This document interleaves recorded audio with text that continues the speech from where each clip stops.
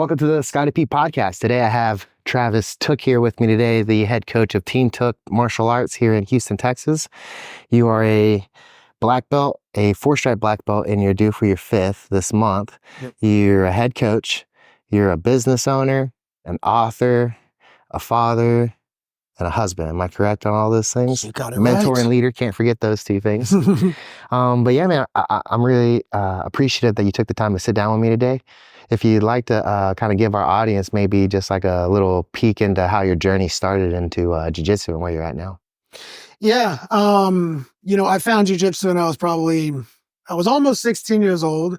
And I played a little bit of sports, but nothing really. And when I found that, it was I think a lot of people from my generation found it from like UFC 1 through 3, right? Mm-hmm. You had like a VHS copy of, one of the UFCs, saw Royce Gracie, thought like, oh, what is this new thing? This skinny dude with the karate outfit is like beating all these big dudes up. And it just seemed really cool. And then me and some friends did basically backyard wrestling, trying to imitate all these moves for about a year, which I don't recommend. It's super dangerous and stupid, right? Right. But we're trying, I remember trying like the suplexes that Dan Severn would do on the guys and everything. And so then I found or my mom actually, found a school that had jiu-jitsu, and the landscape back then, this is like kind of mid-late 90s, was very little jiu-jitsu. You had traditional martial artists that had either studied some form of grappling or maybe gone to a seminar with the Machados or the Gracies, and you got a little bit from that. And that's basically how I started. And then a couple years later, after starting, just going very temporary, I started working with a school that was a little more focused on it. I had an actual blue belt instructor, and that was Alva Solis, and that was in the late 90s. And that's who I kind of started with. And the only black belts, I believe, in Texas at the time was Carlos Machado. And so I would, around, age 18, I started making trips, to go train with him. And so, that's kind of how I started. I was very lucky to find something that I loved so much that from a very early age, I knew I wanted to try to do that for a living. I didn't know how or if it was possible, but I knew I want my life to be centered around this art form, because nothing else ever sort of grabbed me like that and, made me want to become great at something. And I think if you find that, you have to hang on to it. It doesn't matter if you do it as your career or not.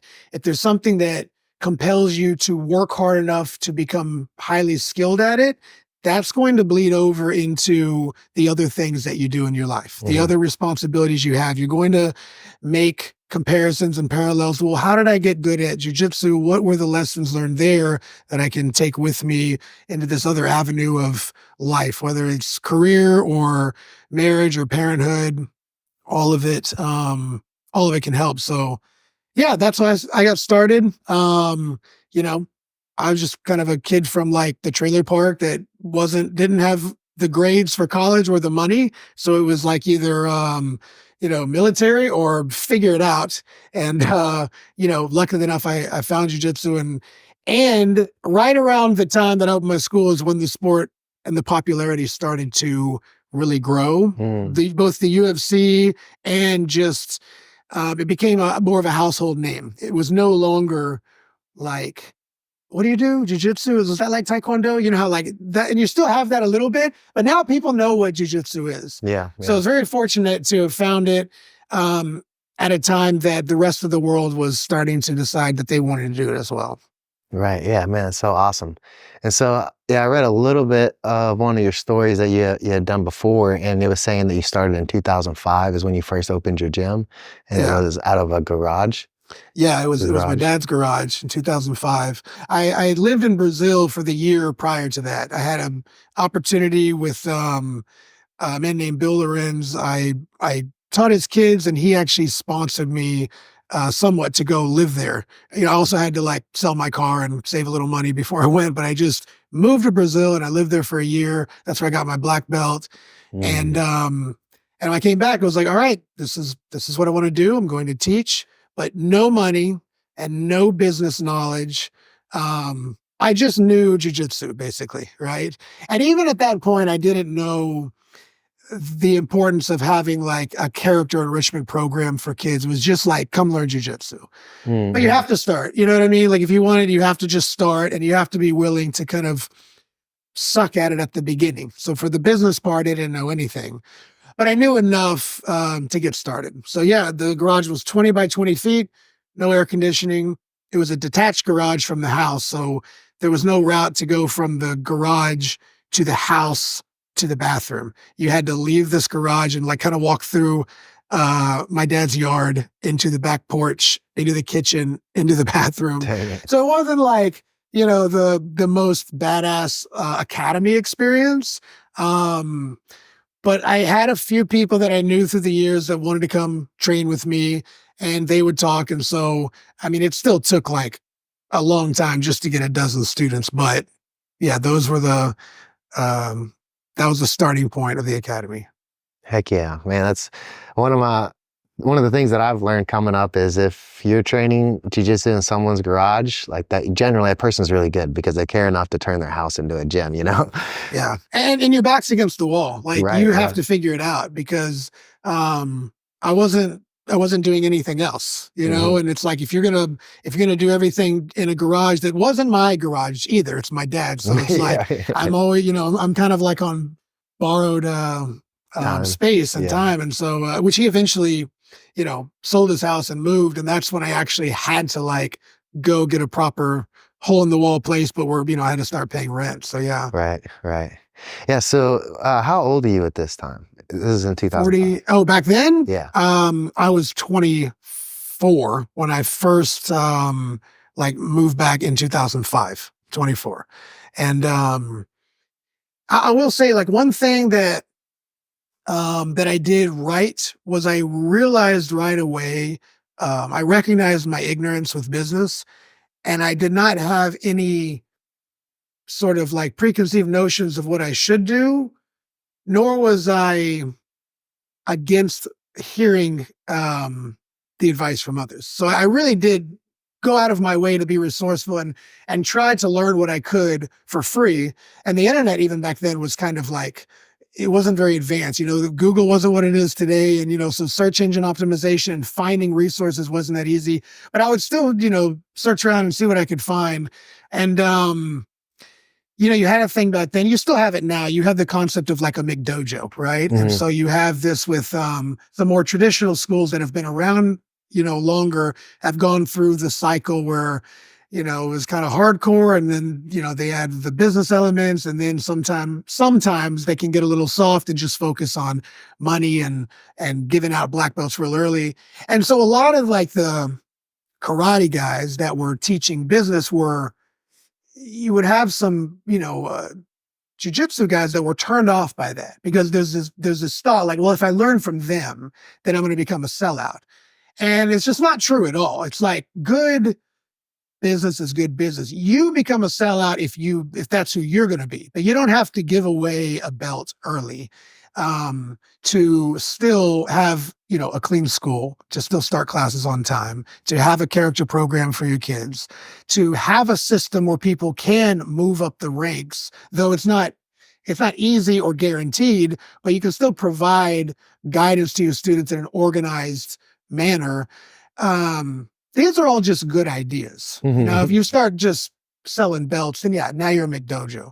But if people are moving up and they have to prove themselves and they're good, and all you're doing is making sure that it's structured and organized, well, now you're running an actual business.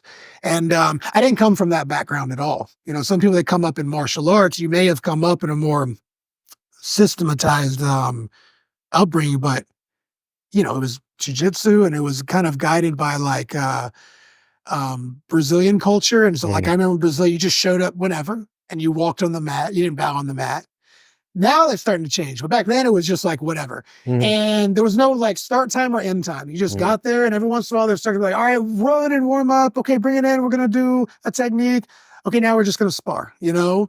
And, which by the way, I love those memories. That was super cool and fun, right?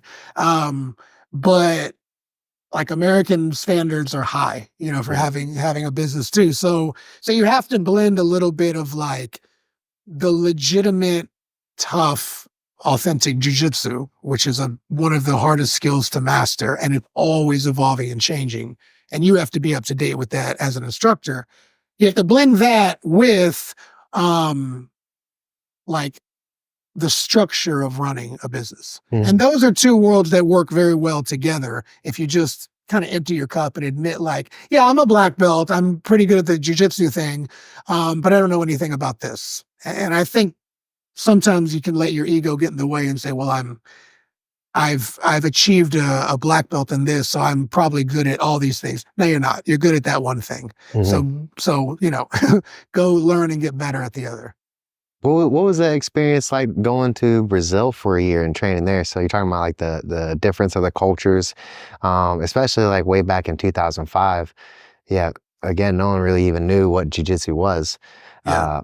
I fortunately, my stepdad was a brown belt, like when he was a teenager, so similar to you, and because his dad was a Navy SEAL, and they already kind of had the ends on all that. So my stepdad knew exactly who was going to win, and I remember him telling me. Right. And but that's back in I want to say like 2007 or so. I can't remember when he first started telling me about it, but I mean, even back then, it was still like very unheard of. So you're training in Brazil, way before that culture kind of came here to America. Yeah. Man, some of the best years of my life were in Brazil. I was nervous, because I didn't speak the language when I went there, and I didn't really know anyone. I had gone there once before. I went as a brown belt to compete at the World Championships. So I kind of knew where I was going to stay and where I was going to train, but I didn't really have many connections. There were quite a few foreigners that were training there at the time, so I had some people that spoke English, but I did decide like I want to learn this language, so I'm going to learn the language. So I studied a lot, and then about 3 months in, I met my wife. And she did not speak English. So I had 3 months of Portuguese, which is not much. And she had, no English. So, but I always say like my Portuguese like tripled over the next 2 weeks after we met from the previous 3 months before that, right? And similar like to that is like the jiu-jitsu environment is, I came from having only trained with one black belt. I mean, I had probably met and trained with a couple of black belts at that time, but mostly I only had exposure to Carlos Machado, who's a phenomenal instructor and, one of the best, teachers ever, but still just one. And now I'm going into a room where there's like, on any given day, there might be 15 to 20 black belts like in a room. And so, just being immersed in that much talent and that much culture for jiu-jitsu, just bunch of dudes with cauliflowers that want to train all day. You really absorb it.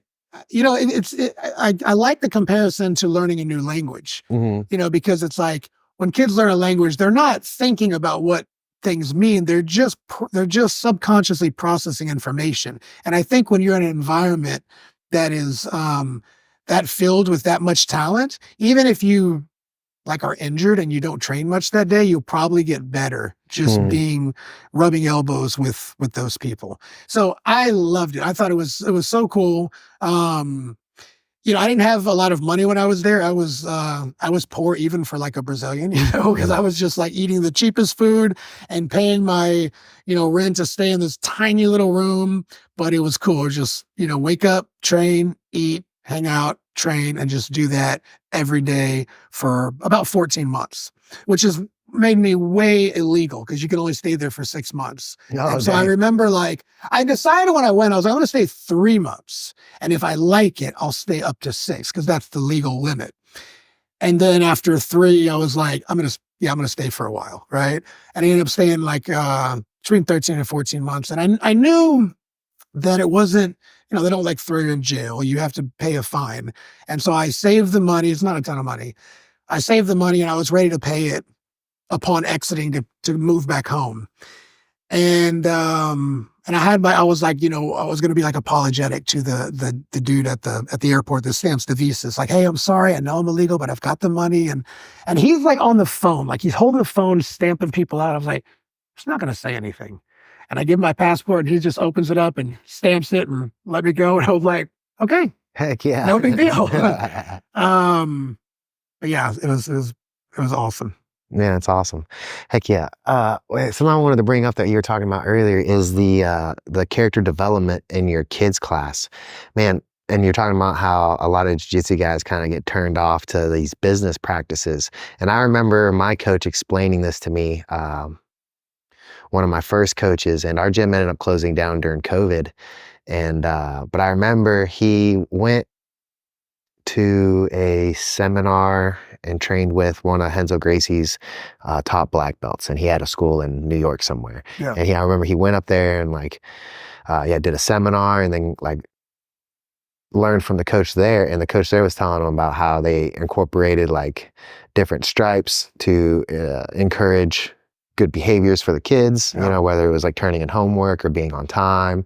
And I remember he was telling me this as he was just like, man, is this what we have to do to like, make money and sell memberships? And he was turned off by the idea. But I remember hearing it and just being like, well, as a parent, I would love that. It's like, because in the Marine Corps, one of the main things they teach us that makes the MAC program, the Marine Corps Martial Arts program, stick, was that we went from just teaching moves to teaching, not only do we have like techniques that we teach, but after every session, we teach what they would call a tie-in, and you tie in a character development piece along with the technique. Yeah. And each one, so we had like a manual, right? And each technique had something specific that you're supposed to teach about. And then you also had that ability to like tailor it according to your own experience or knowledge that you have. So essentially, you get an opportunity to like have a discussion with the people that you're teaching about like, a moral concept or warrior ethics. And so I thought it was a genius idea, but you, from what you're telling me, you essentially have incorporated that and it's been like a huge piece. Yeah, I think people make the mistake of thinking that when a parent brings their child in for your martial arts school, that they want you to teach their kid to be the winningest athlete. That can happen, right? Mm-hmm. But most often, the parent has a problem that they see you as a solution to, and that problem has to do with their child's character. And it could be that they lack confidence. It could be that they lack focus, discipline, that they have a bad attitude. They're getting in fights at school. 90% of the time, it's something that's the primary focus. Yeah. And then, then you do have the occasional parent that's like, I want him to learn jujitsu, but it's usually a blend of, I want him to learn martial arts. I heard jujitsu was great for that. I want him to learn self-defense. He's getting bullied, which the bully part is also a character issue more than just I need to learn how to fight back, right? Physically. And so when you focus on the narrow window of like, okay, I got to teach the kid the best technique and abandon all these other opportunities to give the kid real life skills that they can use everywhere, then I think you miss the mark. And it doesn't mean like all of our kids are, a ton of them are competing. They're very highly skilled. They're training really hard. They're pushing their bodies physically. They're doing jujitsu. They're choking. They're getting choked. They're getting put in submissions. They're getting out of, they're doing it all. And we push them very hard. But one thing you mentioned, like the character stripes, right? So we have a similar system. Like they have to earn these character stripes. They have homework assignments. They have things that they're responsible for, both at school and at home. And if they're the best kid in class technically, and they're missing the minimum number of character stripes, they're not eligible for their next rank when it comes time for promotions. And that's to make the connection of like, it's not enough for you to be a competent fighter. You have to be a martial artist. The martial artist embodies all these elements, not just the ability to tap the other person out, right? Yeah. And I want to make sure that anyone that is with me for a few years, has some skills beyond just the technique that they can apply to the rest of their life. And I think with kids, you have the most opportunity Right. because they're the most sort of like empty cup, right? Right. They're very malleable, resilient. They're willing to learn. They're open-minded. Their imagination is like, very active, and they're not, they haven't been jaded by life at all. Right. Yeah. So, so we tell this to the parents too. The tough part sometimes is you have a parent that wants the solution, but the parent is not always they agree with it, but they don't always support what you do. So we've had kids here's an example. We've had kids that have enrolled before, and parent will say, well, my kid's starting to have trouble in school. They have a bad attitude. Their grades are slipping, and they're not being respectful at home.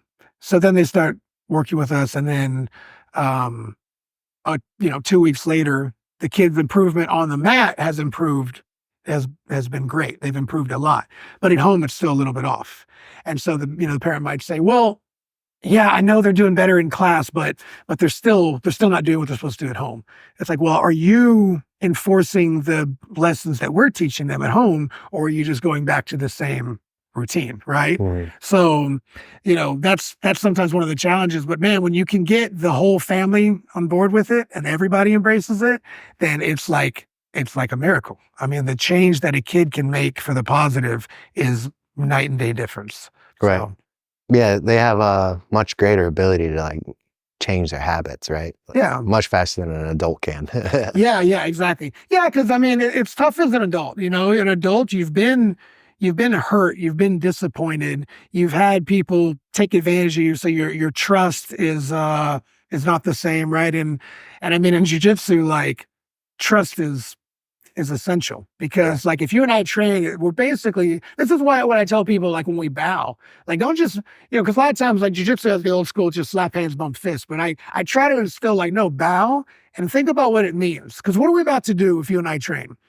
We're potentially going to put each other in life-threatening techniques or seriously damaging submission holds. Okay, so when we bow, it's we're about to do battle, and I am going to try to do all this stuff to you, and I know you're going to try to do it to me, but I promise that I respect you enough to take care of you the best I can, and I trust you that you'll do the same for me.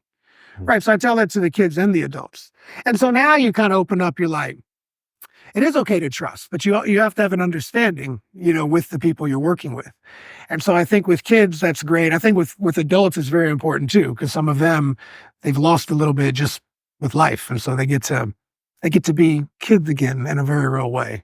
Yeah, no, that makes a lot of sense. Yeah, that trust aspect.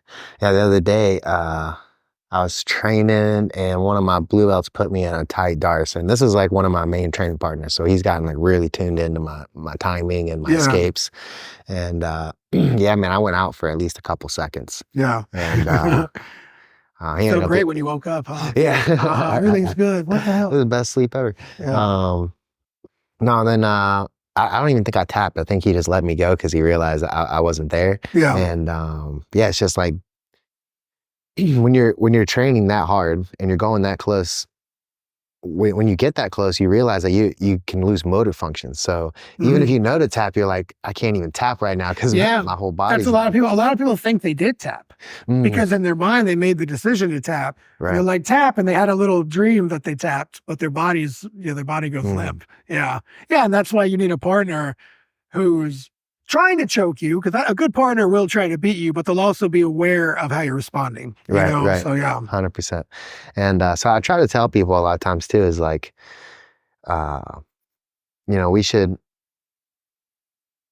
as we roll with each other, we build trust too, right? So it's it's very rare that someone I don't know am I going to redline and go 100% with. Right. A lot of times it's I'll have a certain speed that I know to go, maybe 75%, but at no point am I really going to push the pace with that person because I'm not sure if they're capable of taking it to that level. Yeah. My buddy Josh, again, blue belt, me and him can redline against each other, and we both are very confident that the other one isn't going to do anything to hurt the other person. Yeah. And so now we can like red line and really honestly, we get to a flow state a lot because we're both like kind of careless of like trying to win or trying to, you know, we both know that the score doesn't matter and we're just trying to be better. And so it kind of opens up into that flow state.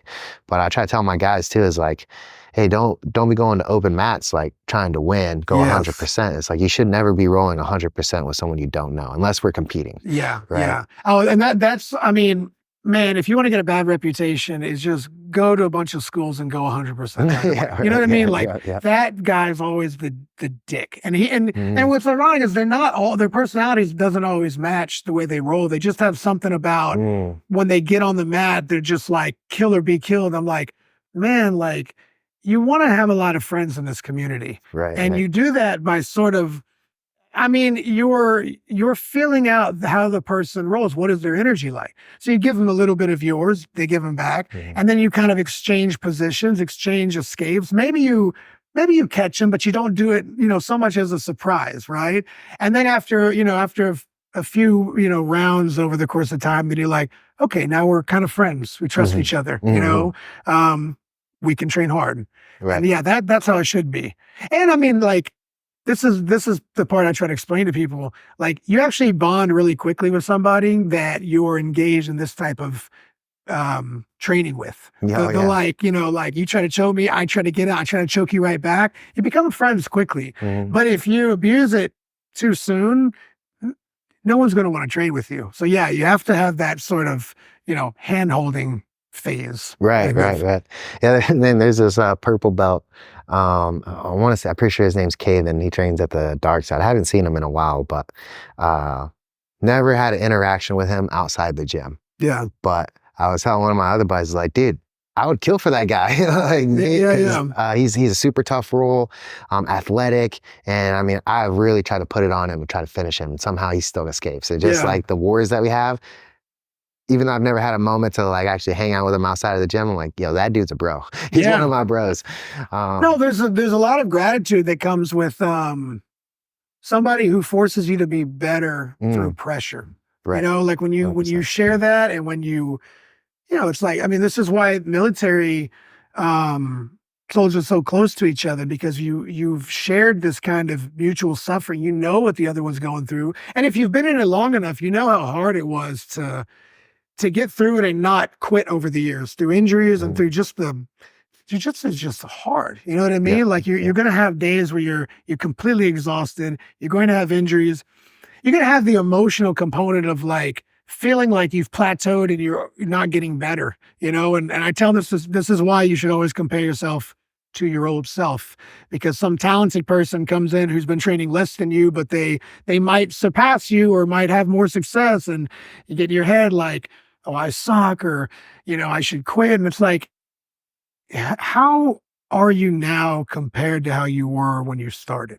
We rarely ask that question. It's like, you know, if you've been training, even if you're a blue belt, you can hardly remember what it was like not to be pretty competent, you know? So yeah, that's really like, I think why we connect so well, right? Is because we know the other person, even though they're trying to choke us and like armbar us, they're making us better. And so there's that connection that we share. Absolutely. And something else that you brought up that I haven't had a chance to talk to anyone about in a while, so I'd love to kind of dive into your thoughts about it. You kind of brought it up, but how, the fastest way to make a bad name for yourself is to go to a bunch of different gyms and try to roll too hard.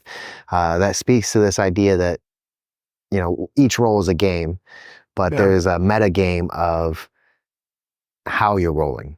So over a period of time, if you're rolling with people, maybe each individual game you're winning, but if you're winning at the cost of other people's respect, or you're hurting them and things like that, over time, people will develop this idea about you and they won't want to roll with you. Right. And that can hurt your individual games, because as you go along, you're going to have less and less training partners. Yeah. And so it's this idea that not only do you have to treat each individual roll like as a game, you win or lose, but you always have to keep in mind that you want to roll in a way that allows you to get more rolls in the future. So it's not necessarily about, oh, I have to win this match. It's like, right. Yeah. If it's not a competition, or if you're not training with someone you really trust, for a competition, then it ought to be a little more exploration.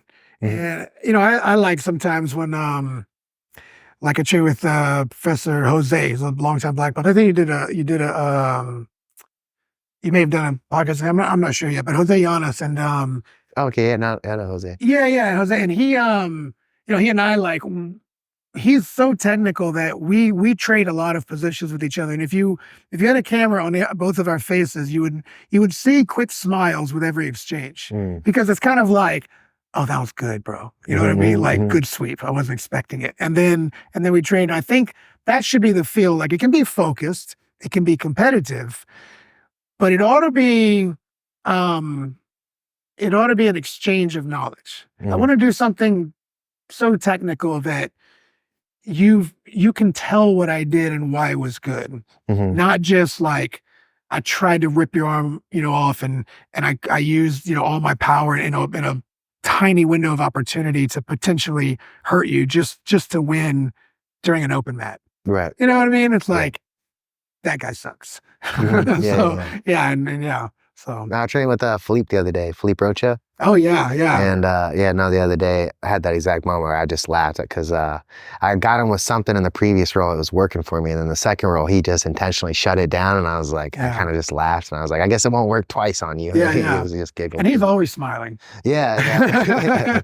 Yeah. Man, so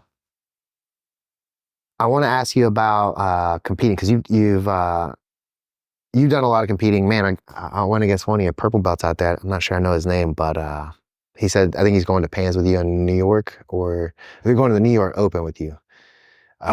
Jeremy. Jeremy. Yeah, Yes. yeah. We have some guys going to Pans next week, and then Jeremy Owens, who trains. He trains here. He trains and teaches over at Team Torres with Mike Torres as well. Yeah. Okay, cool. Yeah, I Yeah. mean, that kid's a savage. Yeah, no kidding.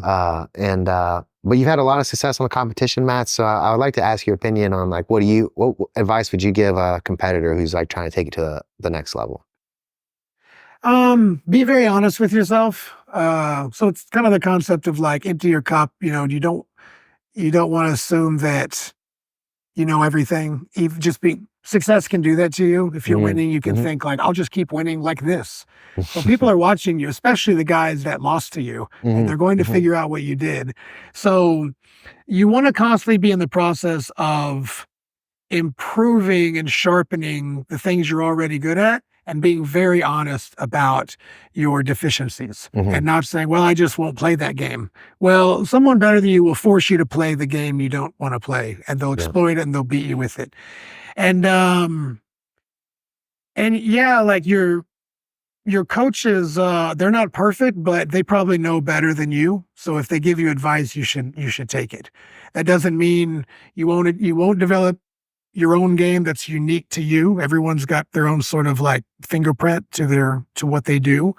But if you're killing everybody with lasso guard or lapel guard, whatever, awesome, advanced, robust game you have, and your coach comes up and says like, you're getting smashed in half guard too much, you need to work on your framing. And you're like, I don't like framing and half guard. I'll just stick to my badass game. It's like, no, again, someone's going to figure that out, and they're going to force you into these tight, fundamental positions. And if you're not sound there, then you're going to, it's going to cost you when it matters most at the highest level. And with that, learn all the cool stuff. Like I'm never one of the guys, one of the coaches that was like, stick to the basics. It's like, no, the basics themselves change over time. You find new ways to do basic stuff, like new, modern, advanced ways to do the stuff you thought you knew when you were a white belt. So that goes for every black belt, every coach too. Keep sharpening up everything. But I'll just say, as a coach, like there's a lot of new stuff out there, and I would never tell a student not to learn it just because it wasn't part of the repertoire that I came up with. Like the new stuff exists for a reason. It's because it works. And maybe it's here for a little while and then it stops working as well. But if something is effective, and you should keep an eye on it, learn it. But again, be honest with yourself, both on, your shortcomings and how tight your game is, and listen to your instructors. Right. Yeah, I was literally telling my guys last night, I was like, you know, you always want to come with an empty cup. Yeah. And, when I was a martial arts instructor in the Corps, I remember showing this guy like how to do a Muay Thai kick.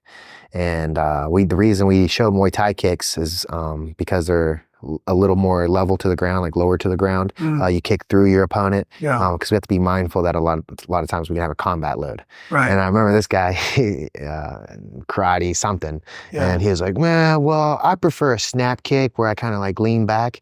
And I was just like, "Dude, you want to spar right now? We'll see who's landing what kick. And what if I put a flak on you with some ammo in it and you're also carrying a rifle, like, and a helmet? You're going to lean back on one leg and try to throw a snap kick at me? I have a flak jacket on, buddy." Yeah, exactly. Yeah. And I remember that day I got so heated. I was young. I had to have been like 23. And I remember my older, he was an instructor with me, but he was older, so he had a little more cerebral mindset. He's like, "It's all right, buddy." He's like, just explain it to him why we do things certain ways. But again, it's like that whole idea of, some people will show up to a martial arts course and they're like, "I already know this stuff. I've done this or whatever." But there's always a different way to do something. And so I was telling my guys last night, it's like, come with an empty cup. Now, after I pour your cup, I fill you up with my knowledge, you can do whatever you want with that. But show up here today to take all that I had to give you, and then you can go back home and dump it in the sink or add it to your pitcher of Kool-Aid, whatever. But at least be open to the idea that I'm trying to, teach you. And that's hard to do when again, like you said, with the guy that trained a different style, like he was already competent at something similar.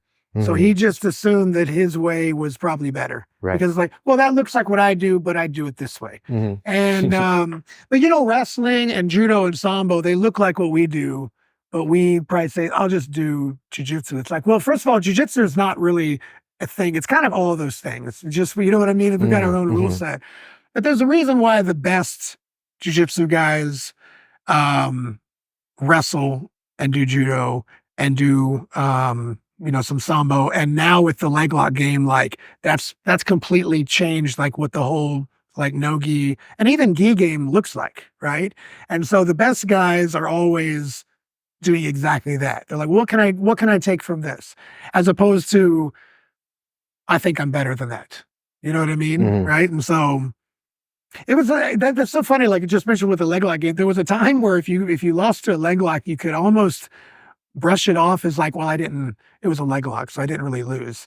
And I'm like, well, jiu-jitsu is a combat art. And if we're in combat and you break my arm, I can get up and kick you. But if you break my leg, I can't get up. Yeah. So it's like, how is it less, less of a tap because it was a toe hold or a knee bar? It's like, no, learn it or get tapped to the white belt who's been working on it. Right. So that's so funny. Yeah. Real quick, because I do want to ask you about your book before I start asking you more advice questions, because you've written 2 books now. Yep. And so one is Jiu Jitsu in Life, Lessons Learned on and Off the Mat. And then the second one is The Warrior Crucible. So like, have you always been like good at writing? Were you always like had this like I wouldn't say second persona, but like this other skill that you had of writing? Or is this something that you're like, man, I have this information, I got to figure out a way to get it out? I mean, I always had an idea for a book. But I think most people, if you do write a book, you have the idea for years and then you finally have the balls to actually write it, right? And then you have imposter syndrome, like, well, who am I? I'm not an author. I'm not anyone special, and all the wrong reasons not to do it, which I have all those, by the way, you know what I mean? So, but I just kind of look at it like, well, I have some ideas, things I'd like to share, things I'm share with other people. I think they're worth putting on paper, even if only a few people read it. And the feedback has been very positive, and you can get in your own head and say like, oh, this is not nearly as good as this guy's book. It's like, well, no kidding. He's a world-class author and you're just a guy that wrote a book, right? But still not a reason not to do it. So with the Jiu-Jitsu in Life is kind of I guess more of like a biography. Like I talk about a lot of the stuff we're talking about. I think if you're a business owner, it's pretty good to read because I just lay out a ton of like mistakes I made, like starting in the garage and then, kind of till close to present day. So it's pretty funny and it's also relatable, in the sense that like, running a business is kind of like jujitsu. You're not just like, you don't just figure out the move and now you're good at it. It's like you have to try it, you have to screw it up, you have to try it again, and you have to make adjustments. And so, and the second book, the Warrior Crucible, is the concept of the book is basically a parallel between this one Crucible event that I did as a 50-hour event called Kokoro. It's a sort of a condensed Navy SEAL Hell Week, but it's open to like civilians, right? It's a non-military one run by former like Navy SEALs. It's kind of a parallel between like that short-term event, the long path of like running jujitsu, and then parallels to life. So it's a much shorter read, but it's pretty entertaining, and it's got a lot of good nuggets in it. I think that everybody can relate to. Even if whether you're really into like extreme fitness challenges or not, I think you would enjoy it and make some comparisons, to your own challenges and ideas that you could use to leverage, reaching some of your own goals. Awesome. Yeah. So you actually like host your own Warrior Crucible now? Yeah. So like, so just a quick story. When I was 18, like I told you before, like I didn't have the grades for college, I didn't have the money. So it's like, I'm doing the military, and I joined the Navy, and I was like, I'm going to go to the Navy. I had, learned about the Navy SEALs. I thought it was so awesome. I didn't know if I could ever like do it, but I was like, I'm going to try it. And, enrolled, signed up. And during the brief, like, I signed up, and then I moved to Dallas when I was 18 to train with Carlos Machado, right? That was, I'm going to train here for 4 months, and then I'm off to the military, and that'll be my life for 4 years. And when I went to ship off, I got rejected because I had developed eczema on my finger, like a little tiny quarter-sized patch of eczema. I never had it before, and I've never had it since. I got it like a month before I had to ship off. And I remember my recruiting officers, I told them, they're like, man, don't let them see that, or they won't let you go. Like, hide that. But if when you go to like the MEPS office, like you strip down to your underwear and they're like, spread your hand, right? And they come and they check everything. And I'm like, this kept, and they're like, what's that? I was like, and I didn't know what it was, which means they didn't know what it was. And so, they're very concerned that, you're going to bring some fungus or infection to it. Yep. But anyway, when I figured out, like a week later, they were like, okay, it's not a fungus. We think it's eczema. Put this medicine, got rid of it. Never had it since. But the waiver they were applying for in Washington was rejected, and so I couldn't go. And that's when I was like, man, this is kind of a bummer. So I didn't end up going, worked a few jobs, then ended up moving to Brazil. It all worked out okay, right? Yeah. So it's something like it all worked out, got to go to Brazil, life's fine. But there was a part of me that always like was drawn to that life. And I was, kind of like in an alternate universe, I think I would have done that.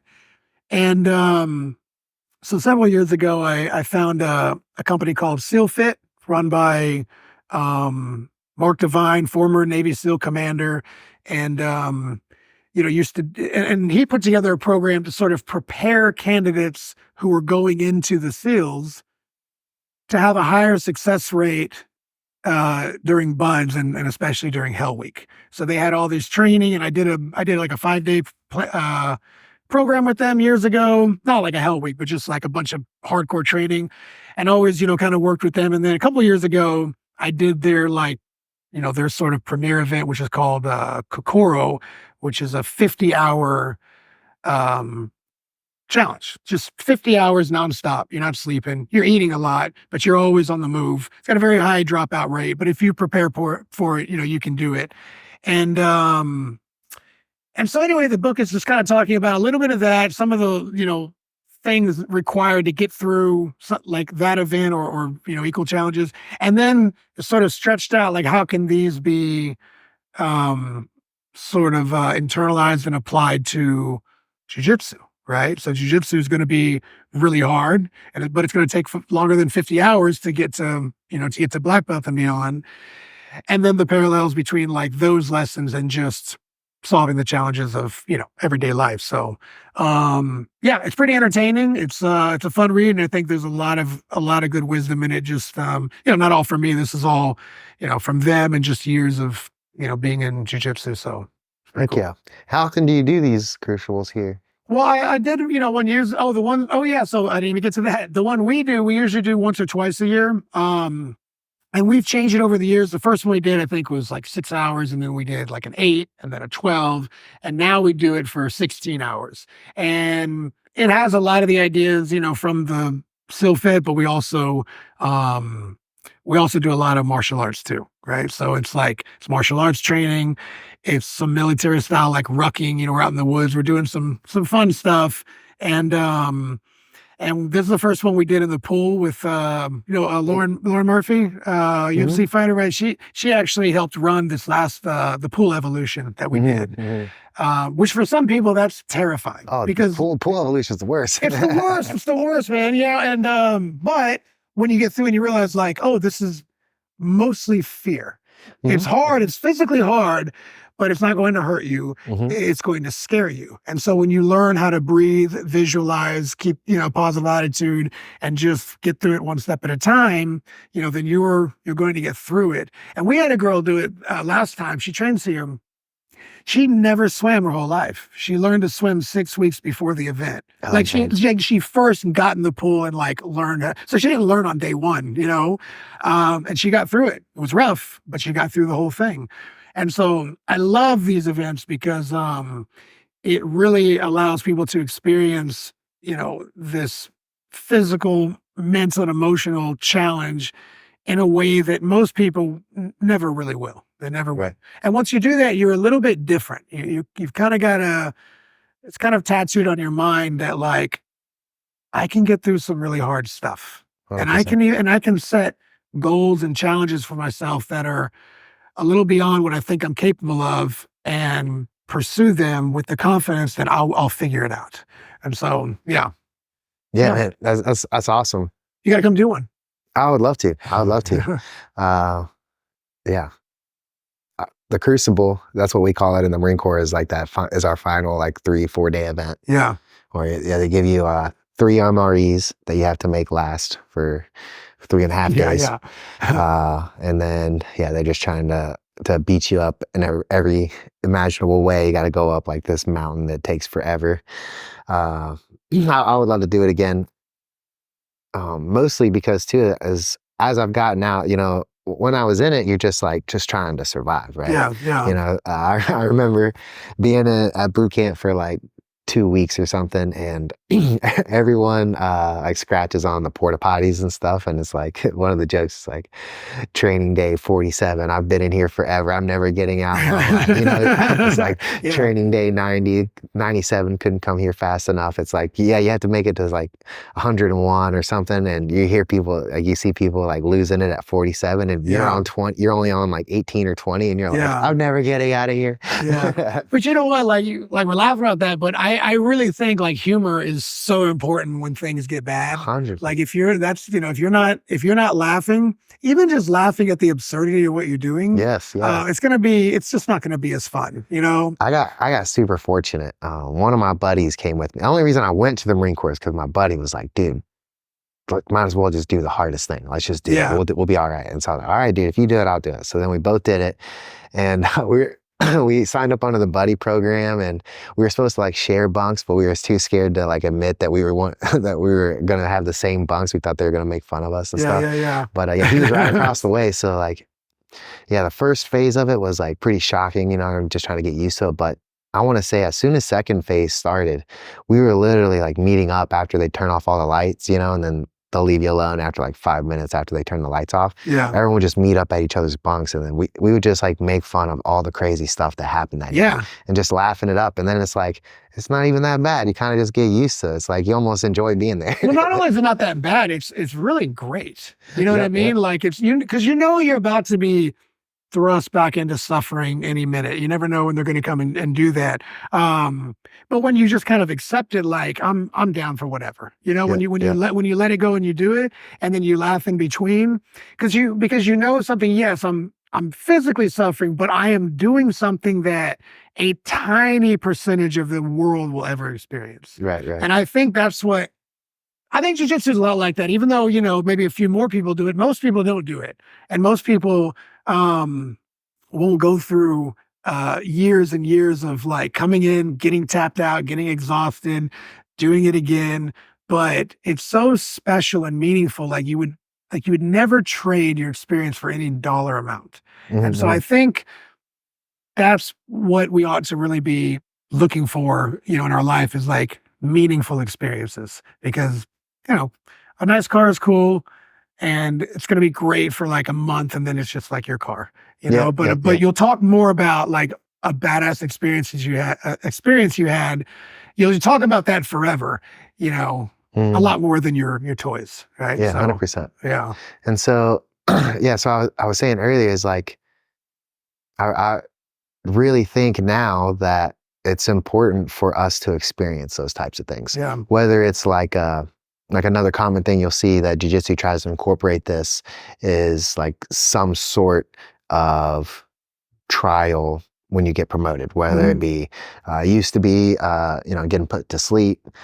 That was not really Yeah. We acceptable got in those America legal anymore. ramifications if you're not careful. Yeah, but or like one of my favorites is Shark Tank, Yeah. especially if you don't know you're being Shark Tank. That's what my Sure. instructor used to do. He would just like, we'd start rolling and then he would cycle people out on you and then not ever call time. And you don't even know what's going on. You're just Yeah. like, why are these people trying to kill me? Right. And why am I not getting a break? And then after like 10 rounds and you're like completely exhausted, because Yeah. he would tell people, he'd be like, all right, yeah, put it on them. And then throw them in there. And then this Yeah. person is just like, whoa, why is this energy so different? And they're Yeah. just like in survival mode. My instructor, he does the paddle as an answer to not being able to put people to sleep anymore. You've That's seen a the dangerous compromise. yeah, Yeah. you've seen the belts on the back. I know one of our guys, he does slaps on the chest because it's a no-gi school, so they do slaps on the chest and back. But What about for women? well, Get it modified. yeah, our coaches paddled women before. Okay. Yeah, I mean, I don't know. Well, I'm just talking about the chest slap that might be. Yeah. Watch out for Maybe lawsuits. just like back only. Yeah. Um, I remember one time I was doing a promotion. I was doing the same thing, kind of just the Shark Tank with actually it was with Eric Garcia, who runs Fury and Submission Hunter. And he didn't know. I just put him out there and I said, stay out there. And he was out there for like an hour and he's, just dying. And at one point, like, I think he thought he was done. And I, said, okay, next thing. And he stayed in the middle and he looked at me and he's like, are you mad at me, coach? Like, like very sincere. You know what I mean? Like, did I piss you off? And this is, what you do it. Yeah. And I was like, I'm not mad. Just everything's okay. But keep going. yeah. That's perfect if they think you're mad at you. Yeah, exactly. Awesome. You'll find out later. Yeah. But again, so it's like some people can like frown on these things, but one, it's never as bad as you made it out to be. And then afterwards, you're like, man, no, I'm glad I went through that. It's like you get to meet like a part of yourself that you didn't know was there, like to get through that fear. Yeah. Like I remember having to jump. We were doing like the jump climbs, and then one of them you go straight down a hole, and then you just gotta stop the rope. And I'm terrified of heights, like terrified. And you don't get to like sit there and contemplate it. It's like your turn, and then you better jump because they're all staring at you like, "Let's go, you better jump!" And so just like just like being able to learn that when it's all on the line and you're terrified, you can still make the step or do whatever. So yeah, and there's a kind of strange, but there's a trust that comes again with like shared suffering when you go through it with other people, or even if the people are watching you do it and they've already gone through it and you're kind of next in line. This is the reason why like fraternities, you hear the horror stories about the stuff that fraternities do, and I mean they've done some really stupid things, but that doesn't go away because this behavior has been around for thousands of years. It's the rite of passage. It's like you have to go through something really hard. You don't just get it. You're not just like one of us. You gotta go through some pain, And of course we gotta keep people safe, but we don't have to make it easy, and nor should it be. Because we don't remember easy stuff. Oh, how was it to get a black belt? It was okay. Like, you know what I mean? Or how was that how was it to become like a world champion or to like, win in the UFC? It was like, oh, it's okay. It's like, no, it's years of like challenge and failure and overcoming it and that, finally comes together in one moment. You want it to be difficult. It makes it more worthwhile. 100%. Well, I'm sure this podcast is already running long, so I really appreciate it. I'll close with one last question. from what I understand, I've been visiting a lot of gyms, but it seems like you're got to be either one of the biggest or the biggest like organization in Houston. It seems like everyone's like a Team Took affiliate. We have a few. I don't think we're like the biggest, but we're doing all right. So I want to ask you like a business question. Like, what would be your go-to advice for either a business owner who just started, like a head coach who just started becoming a business owner, or someone looking to make that step? What would be your advice from someone who's been doing it for almost 20 years now? I mean, it's not, a lot of it's not that different than what it takes to become competent in jujitsu. Like, don't assume you know anything. Always show up ready to learn. The game is always changing, just like jujitsu is always changing. Business practices and technology and marketing is always changing too. So always be sort of like ready to learn the new thing, but be diligent and consistent with what you're doing every single day, right? When you get away from what has been working or you get complacent, then you're going to start to slowly, kind of regress. So I would say somebody, just getting started is, if you look around at whatever all your competitors are doing, don't do what they're doing. Because that's what most people do. They're like, what are they charging? What's their schedule? What's their kind of like, how do they run their classes? I would not do that. I would find somebody who's doing it really, really well and model a little more after what they're doing. And then I would say the easiest way to do it is just to get a coach, like get a business coach. You didn't figure out jujitsu by yourself. How are you gonna figure out the business part by yourself? Get a mentor, somebody that knows, that can guide you and help you answer the questions you don't have answers to. And that will shortcut your path to success faster than anything else. Heck yeah. No, I definitely agree with that. Man, well, Travis, I appreciate you coming on. Yeah, Thank you man, so thank much. you, man. Appreciate it. And I appreciate y'all tuning in.